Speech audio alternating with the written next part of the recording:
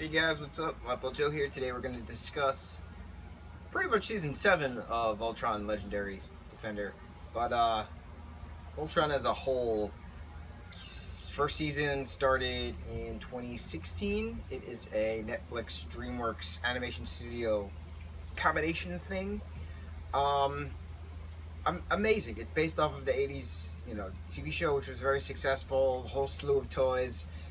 The big There's a lot of stuff to talk about because it is an amazing story from, fighting Galra on all fronts. There's been 7 seasons in the 2 years that it's been around. Most of the seasons have like 6 or 7 episodes. Season 7 that just ended has 13 episodes in the season. There's been a lot of conflict though with this particular season because it was announced at the San Diego Comic-Con this year that Shiro, one of the main paladins, well, he's not a paladin anymore, honorary paladin, he was outed as gay. And that's a big thing, within fandoms, that a character's sexual orientation is prevalent because there's lack of representation. You got heteros thrown across the world, but you never have a homosexual, bisexual, asexual, anything queer related on an LGBTQ front. So it was a big thing that Shiro was outed from the showrunner as a homosexual character. Him and his boyfriend Adam were, plastered all through Netflix on banners of like, oh, new episodes, Voltron, Legendary Defender, now on Netflix. So it was a big thing. So then they introduced Adam in one episode in a flashback, and then you hear nothing about him, no reference, nothing to that extent, absolutely nothing, and then it turns out he's dead. That's queer baiting. That's queer baiting 101. The whole do it for the dead gays thing, and like all the hashtags galore. And I give the showrunner credit because he did publicly apologize for queer baiting when he didn't intend to, but this is textbook queer baiting. You can't out one of your characters, have the entire fandom cheer about it, to have one same-sex couple, this is all future-based anyway, for half a second.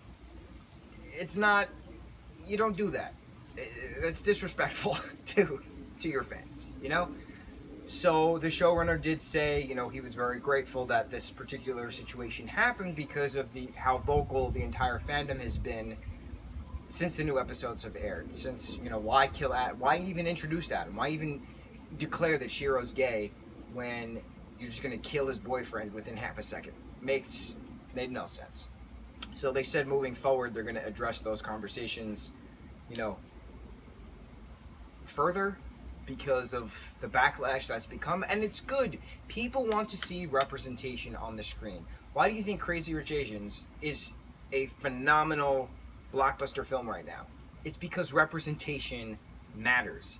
Everyone is capable of doing so many things that people's race, religions, sexual orientations, they have literally nothing to do with someone's talent.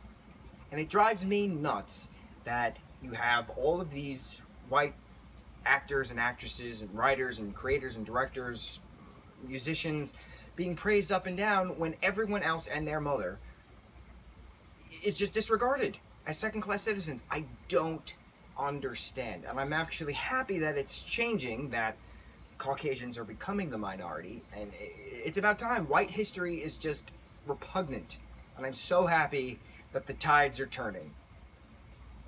Good stuff. So anyway, aside from controversy with season 7 and Adam's character and Shiro,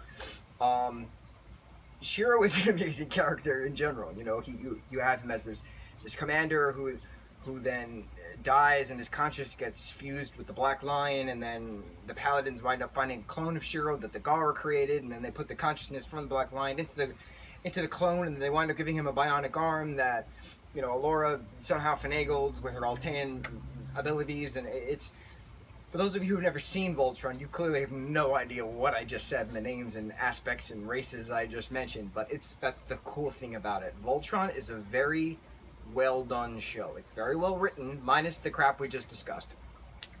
But it goes from story to villain and antagonist to protagonist and protagonist to antagonist, and all of these protagonists become antagonists and antagonists become protagonists and vice versa.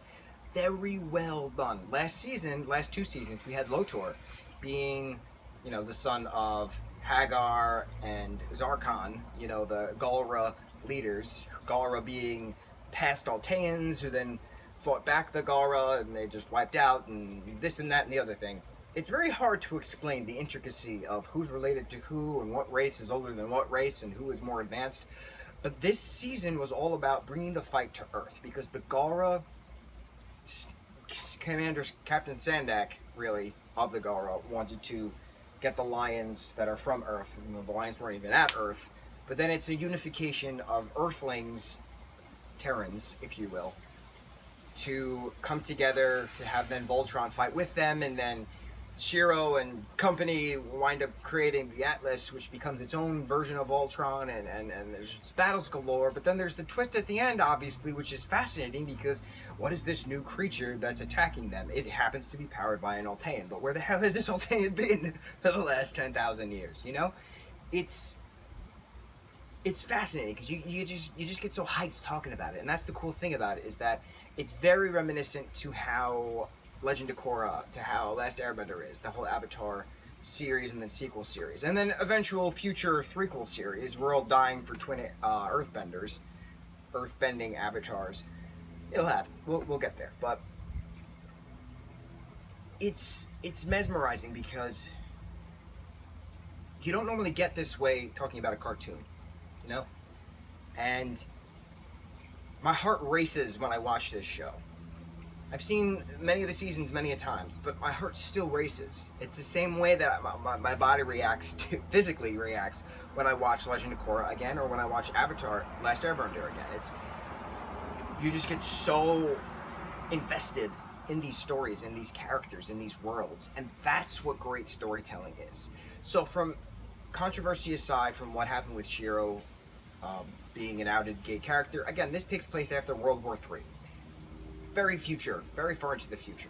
So it should have never been an issue in the first place that there are same-sex characters, same-sex relationship characters, hundreds of years from now. It's just logical, because all of this crap and nonsense that we're all dealing with now, currently in this political climate, social issues, is not going to be a thing 50, 75, 100 years from now. People are going to laugh and say, wow, how stupid those idiots were 100 years ago. It's just how it is. It's how humanity is. It's disgusting. But we do what we can to make a brighter future for the next generations. Congratulations. So, yeah. Voltron, Legendary Defender, a Netflix show animated by DreamWorks Animation Studios. Amazing. To be completely honest, the only reason I got into this show 2 years ago was because of Jeremy Shada and Stephen Yeun, who voice Lance and Keith respectively. Steven's from Walking Dead, everyone knows him from. Jeremy he's the voice of Finn the Human in Adventure Time.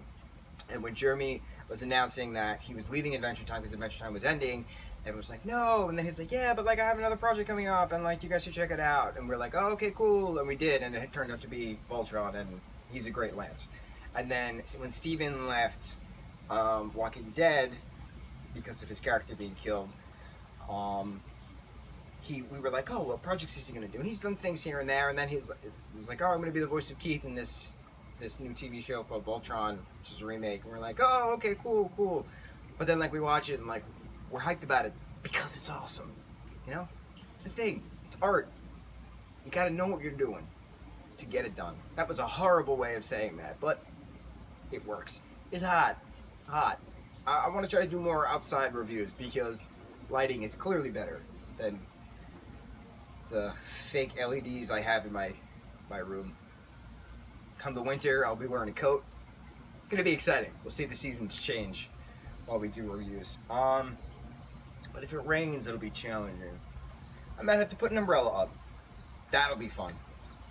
Anyway, Voltron, Season 7. That's it. Keep watching. Keep discussing.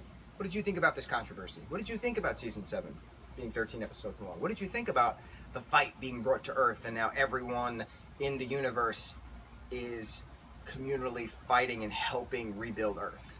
It's beautiful. People work together. It's a great thing. Fiction, non-fiction. Beautiful. Mucho mahalo, guys.